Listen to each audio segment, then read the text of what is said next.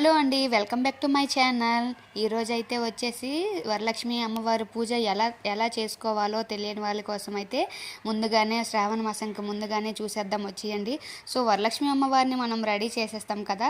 So అమ్మవారిని ready చేసుకున్నాక అంతా నీట్గా పెట్టుకున్నాక పువ్వులతో మొత్తం అలంకరించుకున్నాక అమ్మవారిని అయితే మనం పూజించుకోవాలి.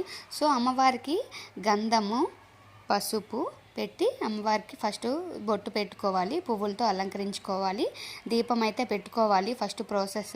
ఇంకా ఆ పూజ అంతా అయిపోయిన తర్వాత ఇంకా ఫుడ్ మనం ఏం వండుకున్నామో గారెలు, బూరెలు, ప్రసాదం, పరమాన్నం, పప్పు, బెల్లం అన్నీ పువ్వులు, పళ్ళు అన్నీ కూడా పెట్టుకోవాలి. యాక్చువల్గా శ్రావణ మాసంకి ముందు కదా.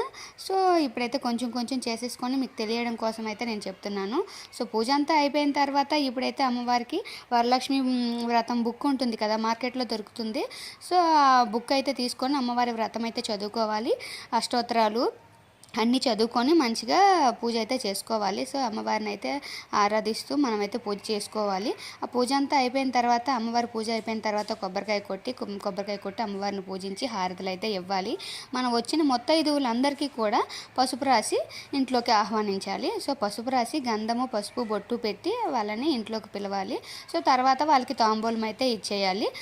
ఇస్తున్నాను అమ్మ వాయనం, తీసుకుంటున్నాను అమ్మ వాయనం అని చెప్పి తీసుకోవాలి. సో అలా అందరి దగ్గర ఆశీర్వాదం తీసుకోవాలి. ఫస్ట్ పూజ అంతా అయిపోయిన తర్వాత మన భర్త దగ్గర కూడా ఆశీర్వాదం తీసుకోవాలి. తర్వాత వచ్చే వాళ్ళందరి దగ్గర అందరూ ముత్తైదువుల దగ్గర మనమైతే ఆశీర్వాదం అయితే తీసుకోవాలి. ఈ ప్రాసెస్ అయితే ఇది. అమ్మవారికి అయితే ఫస్ట్ వంటలు అవే బూరెలు, పూర్ణాలు అంటే చాలా ఇష్టం కదా. సో అమ్మవారికి పూర్ణాలు కూడా ప్రిపేర్ చేసి పెట్టుకోవాలి. అమ్మవారి పూజ అంతా అయిపోయిన తర్వాత ఇదైతే సుగంధ పూజ అని ఇలా చేసాము. సో పూజ అంతా అయిపోయిన తర్వాత అందరి దగ్గర ఆశీర్వాదాలు తీసుకొని అందరి దగ్గర అక్షంతాలు వేయించుకొని మంచిగా పూజ అయితే అయిపోయింది. ఇదేనండి, అంతా చాలా ఈజీగా వరలక్ష్మి పూజ అయితే చేసుకోవచ్చు. మంత్రాలన్నీ బుక్లోనే ఉంటాయి. సో ఆ బుక్లో చదువుకుంటే చాలు. తెలియని వాళ్ళకి కూడా చాలా ఈజీగా ఈ పూజ అయితే చేసుకోవచ్చు. సో ఈ వీడియో నచ్చితే లైక్ చేసి సబ్స్క్రైబ్ చేయండి ఫ్రెండ్స్. చాలా ఈజీగా ఎవరు తెలియని వాళ్ళు కూడా చాలా ఈజీగా చేసుకోవచ్చు. మనకున్న వాటిలోనే ప్రసాదాలు పెట్టుకోవచ్చు. అన్నీ పెట్టుకోవాలని లేదు. మార్కెట్లో 3 రకాల పువ్వులు, 3 రకాల వంటలు చేసుకొని అమ్మవారికి అయితే పూజ అయితే చేసుకోవచ్చు. Thank you for watching. Video నచ్చితే లైక్ చేయండి ఫ్రెండ్స్. Thank you.